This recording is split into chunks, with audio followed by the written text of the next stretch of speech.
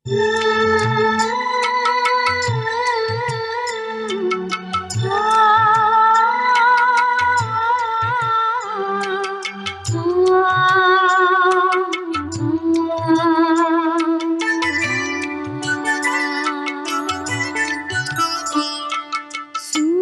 ದೇವತೆಯೂ ಆಗಿ ದೇಹದ ಮೋಹ ತ್ಯಜಿಸಿ, ಸೂಕ್ಷ್ಮ ದೇವತೆಯೂ ಆಗಿ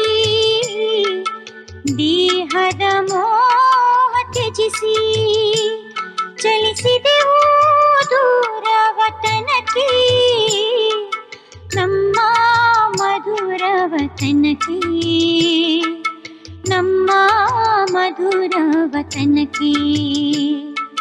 ಸೂಕ್ಷ್ಮ ದೇವತೆಯೂ ಆಗಿ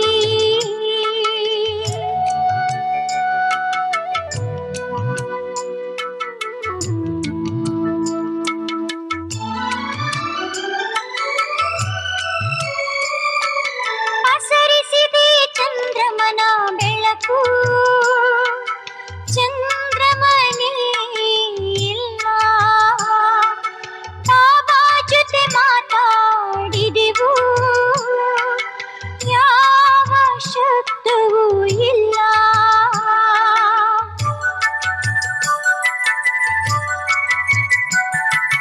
ಪಸರಿಸಿದೆ ಚಂದ್ರಮನ ಬೆಳಕು, ಚಂದ್ರಮನೇ ಇಲ್ಲ.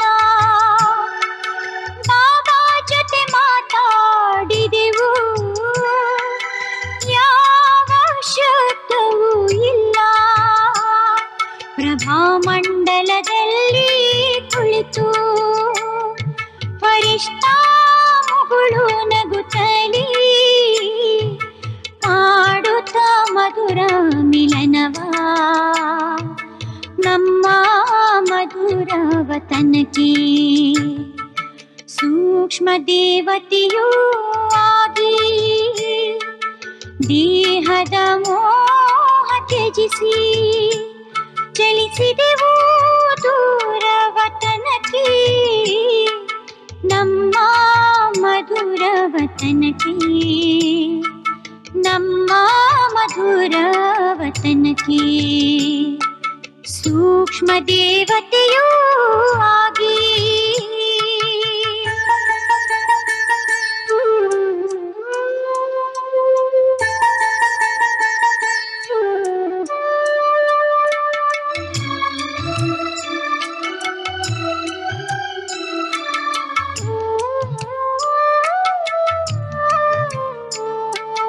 ಬಾಬಾ ಪ್ರಾಣ ಪ್ರಿಯನೇ, ನಮ್ಮ ಈ ಹೃದಯ ಹಾಡಿಹುದು. ಓ ಬಾಬಾ ಪ್ರಾಣ ಪ್ರಿಯನೇ, ನಮ್ಮ ಈ ಹೃದಯ ಹಾಡಿಹುದು. ಹಾಗೆ ಅವ್ಯಕ್ತರು ನಾವು ಬಂದಿಹೆವು, ಇದು ಬಂದಿಹೆವು. ಪ್ರೀತಿಯಲಿ ತಲ್ಲೀನರಾಗಿ ಪ್ರೇಮದ ಪುಷ್ಪವಾರಳಿಸಿ, ನಗುತ್ತಾ ಮನ ಮಧುಬನವು ನಮ್ಮ ಮಧುರವತನಕ್ಕೆ.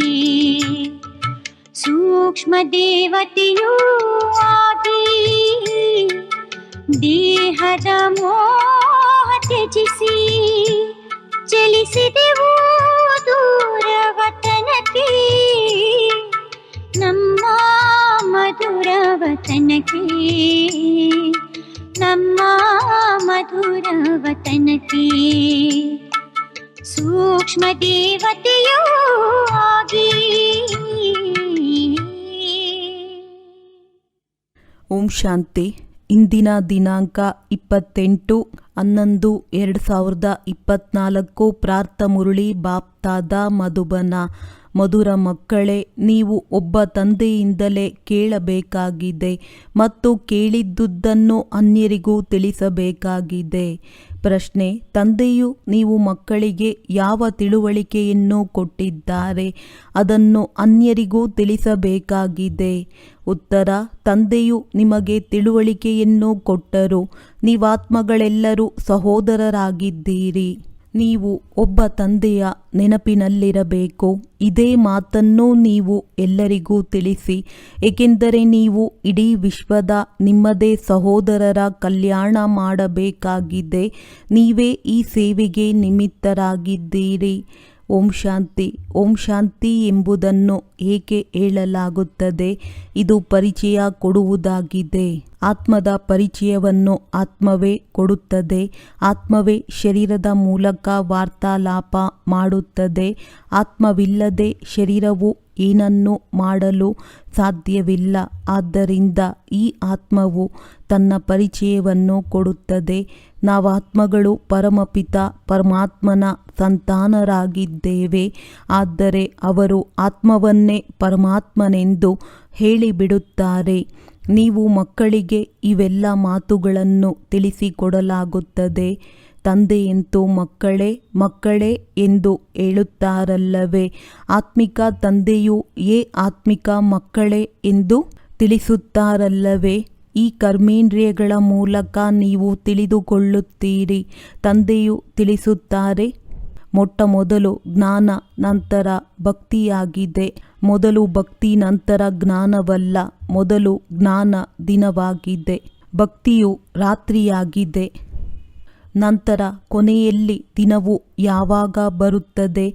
ಯಾವಾಗ ಭಕ್ತಿಯ ವೈರಾಗ್ಯವು ಬರುವುದೋ ಆಗ ನಿಮ್ಮ ಬುದ್ಧಿಯಲ್ಲಿ ಇದು ಇರಬೇಕು. ಜ್ಞಾನ ಮತ್ತು ವಿಜ್ಞಾನವಾಗಿದೆಯಲ್ಲವೇ? ಈಗ ನೀವು ಜ್ಞಾನದ ವಿದ್ಯೆಯನ್ನು ಓದುತ್ತಿದ್ದೀರಿ.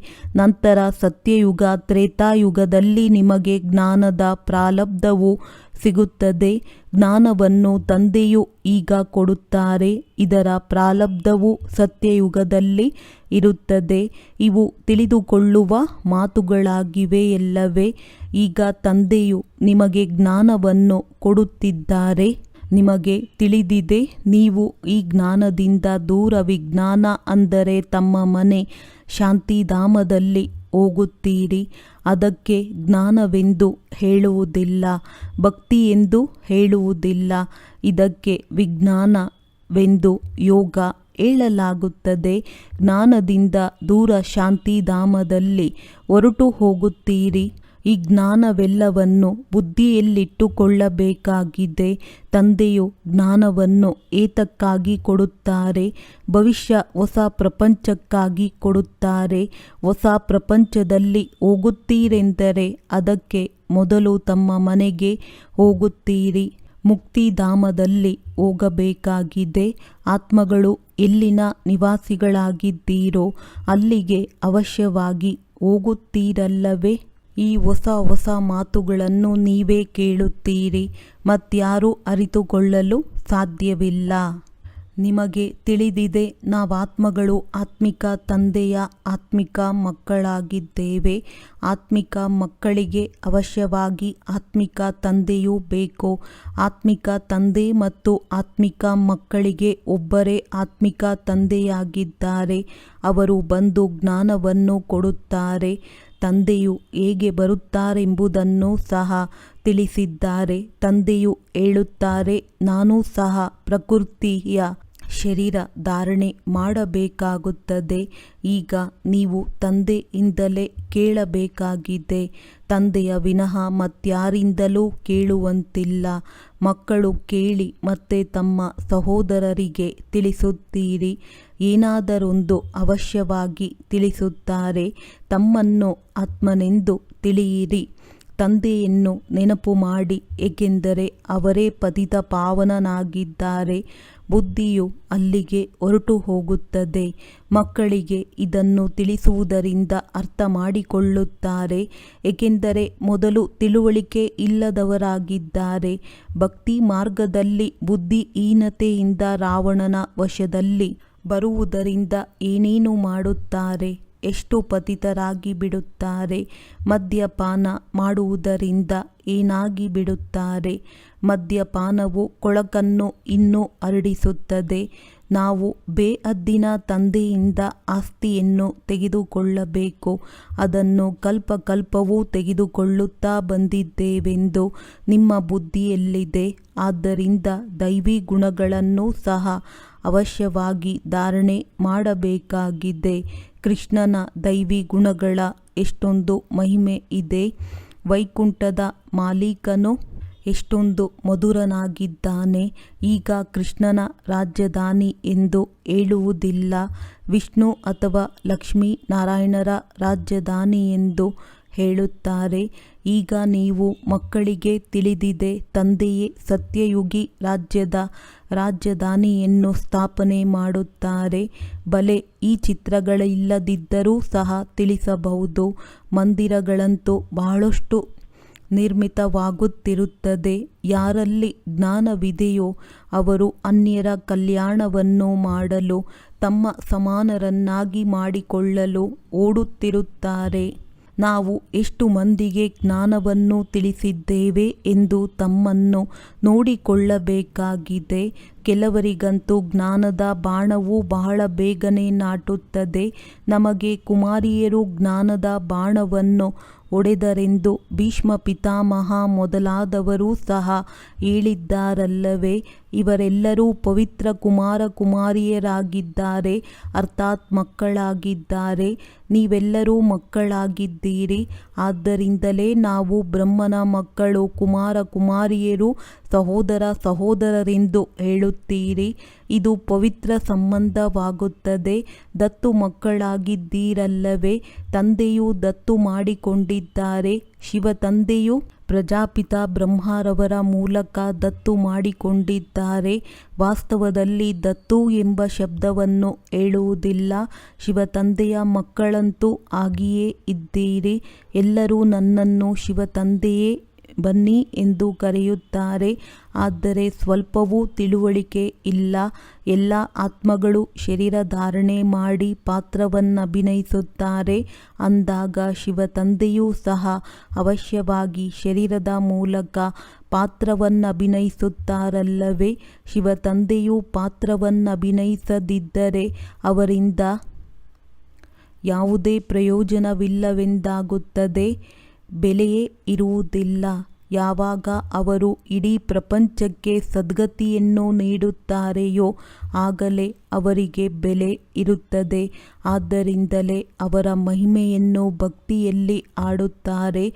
ಸದ್ಗತಿಯಾದ ಮೇಲೆ ಮತ್ತೆ ತಂದೆಯನ್ನು ನೆನಪು ಮಾಡುವ ಅವಶ್ಯಕತೆಯೇ ಇರುವುದಿಲ್ಲ. ತಂದೆಯನ್ನು ಅವರು ಕೇವಲ ಭಗವಂತನನ್ನೆಂದು ಹೇಳುತ್ತಾರೆಂದರೆ ಅಲ್ಲಿ ಶಿಕ್ಷಕನ ಸಂಬಂಧವೇ ಹೊರಟು ಹೋಗುತ್ತದೆ. ಪರಂಪಿತ ಪರಮಾತ್ಮನು ಪಾವನ ಮಾಡುವವರಾಗಿದ್ದಾರೆ ಎಂಬ ಮಾತು ನಾಮ ಮಾತ್ರವಾಗಿ ಬಿಡುತ್ತದೆ. ಅವರು ಸದ್ಗತಿ ಮಾಡುವವರೆಂದು ಹೇಳುತ್ತಿಲ್ಲ. ಸರ್ವರ ಸದ್ಗತಿದಾತನು ಒಬ್ಬರೇ ಆಗಿದ್ದಾರೆಂದು ಬಲೆ ಗಾಯನದಲ್ಲಿ ಬರುತ್ತದೆ. ಆದರೆ ಅರ್ಥವಿಲ್ಲದೆ ಹೇಳಿಬಿಡುತ್ತಾರೆ. ಈಗ ನೀವು ಏನೇ ಹೇಳಿದರೂ ಅರ್ಥಸಹಿತವಾಗಿ ಹೇಳುತ್ತೀರಿ. ನಿಮಗೆ ತಿಳಿದಿದೆ, ಭಕ್ತಿಯು ರಾತ್ರಿಯಾಗಿದೆ, ಜ್ಞಾನ ದಿನವಾಗಿದೆ. ಜ್ಞಾನ ಮತ್ತು ಭಕ್ತಿಯು ಬೇರೆ ಬೇರೆಯಾಗಿದೆ. ದಿನಕ್ಕೂ ನಿಗದಿತ ಸಮಯವಿರುತ್ತದೆ, ಭಕ್ತಿಗೂ ಇರುತ್ತದೆ. ಇದು ಬೇಅದ್ದಿನ ಮಾತಾಗಿದೆ. ನೀವು ಮಕ್ಕಳಿಗೆ ಬೇಅದ್ದಿನ ಜ್ಞಾನವು ಸಿಕ್ಕಿದೆ. ಅರ್ಧಕಲ್ಪ ದಿನ, ಅರ್ಧಕಲ್ಪ ರಾತ್ರಿಯಾಗಿದೆ. ತಂದೆಯು ತಿಳಿಸುತ್ತಾರೆ, ನಾನು ರಾತ್ರಿಯನ್ನು ದಿನವನ್ನಾಗಿ ಮಾಡಲು ಬರುತ್ತೇನೆ. ನೀವು ತಿಳಿದುಕೊಂಡಿದ್ದೀರಿ, ಅರ್ಧಕಲ್ಪ ರಾವಣ ರಾಜ್ಯವಾಗಿದೆ. ಅದರಲ್ಲಿ ಅನೇಕ ಪ್ರಕಾರದ ದುಃಖವಿದೆ. ಮತ್ತೆ ತಂದೆಯು ಹೊಸ ಪ್ರಪಂಚದ ಸ್ಥಾಪನೆ ಮಾಡುತ್ತಾರೆಂದರೆ ಅದರಲ್ಲಿ ಸುಖವೂ ಸಿಗುತ್ತದೆ. ಇದು ಸುಖ ಮತ್ತು ದುಃಖದ ಆಟವೆಂದು ಹೇಳಲಾಗುತ್ತದೆ. ಸುಖವೆಂದರೆ ರಾಮ, ದುಃಖವೆಂದರೆ ರಾವಣನ ಮೇಲೆ ಜಯ ಗಳಿಸುತ್ತೀರಿ ಮತ್ತೆ ರಾಮರಾಜ್ಯವು ಬರುತ್ತದೆ. ಇನ್ನರ್ಧ ಕಲ್ಪದ ನಂತರ ರಾವಣನು ರಾಮರಾಜ್ಯದ ಮೇಲೆ ಜಯ ಗಳಿಸಿ ರಾಜ್ಯ ಮಾಡುತ್ತಾನೆ. ನೀವೀಗ ಮಾಯೆಯ ಮೇಲೆ ಗೆಲ್ಲುತ್ತೀರಿ. ಪ್ರತಿಯೊಂದು ಅಕ್ಷರವನ್ನು ಅರ್ಥಸಹಿತವಾಗಿ ಹೇಳುತ್ತೀರಿ. ನಿಮ್ಮದ್ದು ಈಶ್ವರೀಯ ಭಾಷೆಯಾಗಿದೆ. ಈಶ್ವರನು ಹೇಗೆ ಮಾತನಾಡುತ್ತಾರೆ ಎಂಬುದನ್ನು ಯಾರೂ ಅರಿತುಕೊಳ್ಳುವುದಿಲ್ಲ. ನಿಮಗೆ ತಿಳಿದಿದೆ, ಇದು ಪರಮಾತ್ಮನ ಭಾಷೆಯಾಗಿದೆ. ಏಕೆಂದರೆ ಪರಮಾತ್ಮನು ಜ್ಞಾನಪೂರ್ಣನಾಗಿದ್ದಾರೆ. ಅವರು ಜ್ಞಾನಸಾಗರ, ಜ್ಞಾನಪೂರ್ಣನೆಂದು ಗಾಯನವಾಗುತ್ತದೆ ಎಂದರೆ ಅವಶ್ಯವಾಗಿ ಯಾರಿಗಾದರೂ ಜ್ಞಾನವನ್ನು ಕೊಡುತ್ತಾರಲ್ಲವೇ? ಈಗ ನೀವು ತಂದೆಯು ಹೇಗೆ ಜ್ಞಾನವನ್ನು ಕೊಡುತ್ತಾರೆಂಬುದನ್ನು ತಿಳಿದುಕೊಳ್ಳುತ್ತೀರಿ. ತಮ್ಮ ಪರಿಚಯವನ್ನು ಕೊಡುತ್ತಾರೆ ಮತ್ತು ಸೃಷ್ಟಿಯ ಜ್ಞಾನವನ್ನು ಕೊಡುತ್ತಾರೆ. ಯಾವ ಜ್ಞಾನವನ್ನು ತೆಗೆದುಕೊಳ್ಳುವುದರಿಂದ ನಾವು ಚಕ್ರವರ್ತಿ ರಾಜರಾಗುತ್ತೇವೆ? ಸ್ವದರ್ಶನ ಚಕ್ರವಿದೆಯಲ್ಲವೇ? ನೆನಪು ಮಾಡುವುದರಿಂದ ನಮ್ಮ ಪಾಪಗಳು ತುಂಡಾಗುತ್ತಾ ಹೋಗುತ್ತವೆ.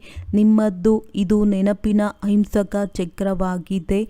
ಅದು ಹಿಂಸಾಚಕ್ರ ತಲೆಯನ್ನು ಕತ್ತರಿಸುವಂತಹದ್ದಾಗಿದೆ. ಆ ಅಜ್ಞಾನಿ ಮನುಷ್ಯರು ಪರಸ್ಪರ ಒಬ್ಬರು ಇನ್ನೊಬ್ಬರ ತಲೆಯನ್ನು ಕತ್ತರಿಸುತ್ತಿರುತ್ತಾರೆ. ನೀವು ಈ ಸ್ವದರ್ಶನ ಚಕ್ರವನ್ನು ಅರಿತುಕೊಳ್ಳುವುದರಿಂದ ಚಕ್ರಾಧಿಪತ್ಯವನ್ನು ಪಡೆಯುತ್ತೀರಿ. ಕಾಮ ಮಹಾಶತ್ರುವಾಗಿದೆ. ಇದರಿಂದ ಆದಿ ಮಧ್ಯ ಅಂತ್ಯ ದುಃಖವೇ ಸಿಗುತ್ತದೆ. ಅದು ದುಃಖದ ಚಕ್ರವಾಗಿದೆ. ತಂದೆಯು ನಿಮಗೆ ಈ ಚಕ್ರದ ಜ್ಞಾನವನ್ನು ತಿಳಿಸುತ್ತಾರೆ. ಸ್ವದರ್ಶನ ಚಕ್ರಧಾರಿಗಳನ್ನಾಗಿ ಮಾಡಿಬಿಡುತ್ತಾರೆ. ಶಾಸ್ತ್ರಗಳಲ್ಲಂತೂ ಎಷ್ಟೊಂದು ಕಥೆಗಳನ್ನು ಮಾಡಿಬಿಟ್ಟಿದ್ದಾರೆ. ನೀವೀಗ ಎಲ್ಲವನ್ನೂ ಮರೆಯಬೇಕಾಗುತ್ತದೆ. ಕೇವಲ ತಂದೆಯೊಬ್ಬರನ್ನೇ ನೆನಪು ಮಾಡಬೇಕಾಗಿದೆ. ಏಕೆಂದರೆ ತಂದೆಯಿಂದಲೇ ಸ್ವರ್ಗದ ಆಸ್ತಿಯನ್ನು ಪಡೆಯುತ್ತೀರಿ. ತಂದೆಯನ್ನು ನೆನಪು ಮಾಡಿ ಆಸ್ತಿಯನ್ನು ತೆಗೆದುಕೊಳ್ಳಬೇಕಾಗಿದೆ.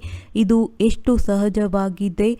ಬೇಅದ್ದಿನ ತಂದೆಯು ಹೊಸ ಪ್ರಪಂಚದ ಸ್ಥಾಪನೆ ಮಾಡುತ್ತಾರೆ ಅಂದಾಗ ಆಸ್ತಿಯನ್ನು ತೆಗೆದುಕೊಳ್ಳುವುದಕ್ಕಾಗಿಯೇ ನೆನಪು ಮಾಡುತ್ತೀರಿ. ಇದು ಮನ್ಮನಾಭವ ಮಧ್ಯಾಜೀಭವ ಆಗಿದೆ. ತಂದೆಯನ್ನು ನೆನಪು ಮಾಡುತ್ತಾ ಮಕ್ಕಳಿಗೆ ಖುಷಿಯ ನಶೆ ಏರಿರಬೇಕು. ನಾವು ಬೇಅದ್ದಿನ ತಂದೆಯ ಮಕ್ಕಳಾಗಿದ್ದೇವೆ. ತಂದೆಯು ಸ್ವರ್ಗದ ಸ್ಥಾಪನೆ ಮಾಡುತ್ತಾರೆ. ನಾವು ಹಿಂದೆಯೂ ಮಾಲೀಕರಾಗಿದ್ದೆವು. ಈಗ ಅವಶ್ಯವಾಗಿ ಮತ್ತೆ ಆಗುತ್ತೇವೆ. ಮಕ್ಕಳೇ ನರಕವಾಸಿಗಳಾಗುತ್ತೀರಿ. ಸತೋಪ್ರಧಾನರಾಗಿದ್ದೀರಿ. ಈಗ ತಮೋಪ್ರಧಾನರಾಗಿದ್ದೀರಿ. ಭಕ್ತಿ ಮಾರ್ಗದಲ್ಲಿಯೂ ಸಹ ನೀವೇ ಬಂದಿದ್ದೀರಿ. ಪೂರ್ಣ ಚಕ್ರವನ್ನು ಸುತ್ತಿದ್ದೀರಿ. ನಾವು ಭಾರತವಾಸಿಗಳೇ ಸೂರ್ಯವಂಶೀಯರಾಗಿದ್ದೆವು. ನಂತರ ಚಂದ್ರವಂಶಿ, ವೈಶ್ಯವಂಶಿ ಆಗಿ ಕೆಳಗಿಳಿದಿದ್ದೇವೆ. ಭಾರತವಾಸಿಗಳೇ ದೇವಿ ದೇವತೆಗಳಾಗಿದ್ದೆವು. ಮತ್ತೆ ನಾವೇ ಇಳಿದಿದ್ದೇವೆ. ನಿಮಗೆ ಈಗ ಎಲ್ಲವೂ ಅರ್ಥವಾಗುತ್ತದೆ. ವಾಮ ಮಾರ್ಗದಲ್ಲಿ ಹೋಗುವುದರಿಂದಲೇ ಎಷ್ಟೊಂದು ಪತಿತರಾಗಿ ಬಿಡುತ್ತೀರಿ. ದೇವತೆಗಳು ಸತ್ಯಯುಗದ ಮಾಲೀಕರಾಗಿದ್ದಾಗ ದೈವಿ ಗುಣವಂತ ಮನುಷ್ಯರಾಗಿದ್ದರು. ಈಗ ಆಸುರಿ ಗುಣವುಳ್ಳವರಾಗಿ ಬಿಟ್ಟಿದ್ದಾರೆ. ಮತ್ಯಾವುದೇ ಅಂತರವಿಲ್ಲ. ಸೊಂಡಿಲಿರುವ ಅಥವಾ ಬಾಲವುಳ್ಳಂತಹ ಮನುಷ್ಯರಿರುವುದಿಲ್ಲ. ಕೇವಲ ಇವು ದೇವತೆಗಳ ಸಾಕ್ಷಿಯಾಗಿವೆ. ಸ್ವರ್ಗವು ಪ್ರಾಯಲೋಪವಾಗಿ ಬಿಟ್ಟಿದೆ. ಕೇವಲ ಈ ಚಿತ್ರಗಳು ಸಾಕ್ಷಿಗಾಗಿ ಇದೆ. ಚಂದ್ರವಂಶೀಯರ ಸಾಕ್ಷಿಗಳು ಇವೆ. ಈಗ ನೀವು ಮಾಯೆಯ ಮೇಲೆ ಜಯ ಗಳಿಸುವುದಕ್ಕಾಗಿ ಯುದ್ಧ ಮಾಡುತ್ತೀರಿ. ಯುದ್ಧ ಮಾಡುತ್ತಾ ಮಾಡುತ್ತಾ ಅನುತ್ತೀರ್ಣರಾಗಿ ಬಿಡುತ್ತಾರೆ. ಆದ್ದರಿಂದ ಅದರ ಚಿಹ್ನೆಯಾಗಿ ಬಿಲ್ಲು ಬಾಣವನ್ನು ತೋರಿಸಿದ್ದಾರೆ. ಭಾರತವಾಸಿಗಳು ವಾಸ್ತವದಲ್ಲಿ ದೇವಿ ದೇವತಾ ಮನೆತನದವರಾಗಿದ್ದೀರಿ. ಇಲ್ಲವೆಂದರೆ ಯಾವ ಮನೆತನದವರೆಂದು ಹೇಳುವುದೋ? ಆದರೆ ಭಾರತವಾಸಿಗಳಿಗೆ ನಿಮ್ಮ ಮನೆತನದ ಅರಿವಿಲ್ಲದ ಕಾರಣ ಹಿಂದೂಗಳೆಂದು ಹೇಳಿಕೊಳ್ಳುತ್ತಾರೆ. ವಾಸ್ತವದಲ್ಲಿ ನಿಮ್ಮದ್ದು ಒಂದೇ ಮನೆತನವಾಗಿದೆ. ಭಾರತದಲ್ಲಿ ಎಲ್ಲರೂ ದೇವತಾ ಮನೆತನದವರಾಗಿದ್ದಾರೆ. ಇದನ್ನು ಬೇಅದ್ದಿನ ತಂದೆಯೇ ಸ್ಥಾಪನೆ ಮಾಡುತ್ತಾರೆ. ಭಾರತದ ಮೂಲ ಶಾಸ್ತ್ರವು ಒಂದೇ ಆಗಿದೆ. ದೈವಿ ರಾಜಧಾನಿಯ ಸ್ಥಾಪನೆಯಾಗುತ್ತದೆ ಮತ್ತೆ ಅದರಲ್ಲಿ ಭಿನ್ನ ಭಿನ್ನ ಶಾಖೆಗಳಾಗಿ ಬಿಡುತ್ತವೆ. ತಂದೆಯು ದೇವಿ ದೇವತಾ ಧರ್ಮವನ್ನು ಸ್ಥಾಪನೆ ಮಾಡುತ್ತಾರೆ. ಮುಖ್ಯವಾದುದು 4 ಧರ್ಮಗಳಾಗಿವೆ. ಅದರಲ್ಲಿ ದೇವಿ ದೇವತಾ ಧರ್ಮವೇ ತಳಪಾಯವಾಗಿದೆ. ಎಲ್ಲರೂ ಮುಕ್ತಿಧಾಮದ ನಿವಾಸಿಗಳೇ ಆಗಿದ್ದಾರೆ. ನಂತರ ನೀವು ತಮ್ಮ ದೇವತೆಗಳ ಶಾಖೆಯಲ್ಲಿ ಹೊರಟು ಹೋಗುತ್ತೀರಿ. ಭಾರತದ ಸರಹದ್ದು ಒಂದೇ ಆಗಿದೆ, ಮತ್ಯಾವುದೇ ಧರ್ಮಕ್ಕಿಲ್ಲ. ಇವರು ಮೂಲತಃ ದೇವತಾ ಧರ್ಮದವರಾಗಿದ್ದಾರೆ. ಮತ್ತೆ ಅದರಿಂದ ಅನ್ಯ ನಾಟಕದ ಯುಕ್ತಿಯ ಅನುಸಾರ ಅನ್ಯ ಧರ್ಮಗಳು ಬಂದಿವೆ. ಭಾರತದ ಮೂಲ ಧರ್ಮವು ದೇವತಾ ಧರ್ಮವಾಗಿದೆ. ಅದನ್ನು ಸ್ಥಾಪನೆ ಮಾಡುವವರು ತಂದೆಯಾಗಿದ್ದಾರೆ. ನಂತರ ಹೊಸ ಹೊಸ ಎಲೆಗಳು ಹೊರಬರುತ್ತವೆ.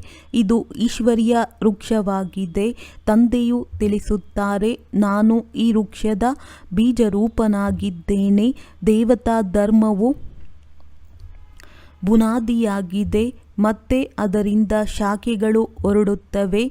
ಮುಖ್ಯ ಮಾತೇನೆಂದರೆ ನಾವೆಲ್ಲ ಆತ್ಮಗಳು ಸಹೋದರರಾಗಿದ್ದೇವೆ. ಎಲ್ಲ ಆತ್ಮಗಳ ತಂದೆಯು ಒಬ್ಬರೇ ಆಗಿದ್ದಾರೆ. ಎಲ್ಲರೂ ಅವರನ್ನೇ ನೆನಪು ಮಾಡುತ್ತಾರೆ. ಈಗ ತಂದೆಯು ತಿಳಿಸುತ್ತಾರೆ, ನೀವು ಈ ಕಣ್ಣುಗಳಿಂದ ಏನೆಲ್ಲವನ್ನು ನೋಡುತ್ತಿದ್ದೀರೋ ಎಲ್ಲವನ್ನೂ ಮರೆಯಬೇಕಾಗಿದೆ. ಇದು ಬೇಅದ್ದಿನ ವೈರಾಗ್ಯವಾಗಿದೆ. ಅವರದ್ದು ಅದ್ದಿನ ವೈರಾಗ್ಯವಾಗಿದೆ. ಕೇವಲ ಗೃಹಸ್ಥದಿಂದ ವೈರಾಗ್ಯವು ಬಂದು ಬಿಡುತ್ತದೆ. ನಿಮಗಂತೂ ಇಡೀ ಹಳೆಯ ಪ್ರಪಂಚದೊಂದಿಗೆ ವೈರಾಗ್ಯವಿದೆ. ಭಕ್ತಿಯ ನಂತರ ಹಳೆಯ ಪ್ರಪಂಚದ ವೈರಾಗ್ಯವಾಗಿದೆ. ಮತ್ತೆ ನಾವು ಶಾಂತಿಧಾಮದ ಮೂಲಕ ಹೊಸ ಪ್ರಪಂಚದಲ್ಲಿ ಹೋಗುತ್ತೇವೆ. ತಂದೆಯು ತಿಳಿಸುತ್ತಾರೆ, ಈ ಹಳೆಯ ಪ್ರಪಂಚವು ಭಸ್ಮವಾಗಲಿದೆ. ಈ ಹಳೆಯ ಪ್ರಪಂಚದೊಂದಿಗೆ ಈಗ ಮನಸ್ಸನ್ನಿಡಬಾರದು. ಯೋಗ್ಯರಾಗುವವರೆಗೆ ಇಲ್ಲಿಯೇ ಇರಬೇಕಾಗಿದೆ. ಎಲ್ಲ ಲೆಕ್ಕಾಚಾರಗಳನ್ನು ಸಮಾಪ್ತಿ ಮಾಡಿಕೊಳ್ಳಬೇಕಾಗಿದೆ. ನೀವು ಅರ್ಧಕಲ್ಪಕ್ಕಾಗಿ ಸುಖವನ್ನು ಜಮಾ ಮಾಡಿಕೊಳ್ಳುತ್ತೀರಿ. ಅದರ ಹೆಸರೇ ಆಗಿದೆ ಶಾಂತಿಧಾಮ, ಸುಖಧಾಮ. ಮೊದಲಿಗೆ ಸುಖವಿರುತ್ತದೆ, ನಂತರ ದುಃಖವು ಬರುತ್ತದೆ.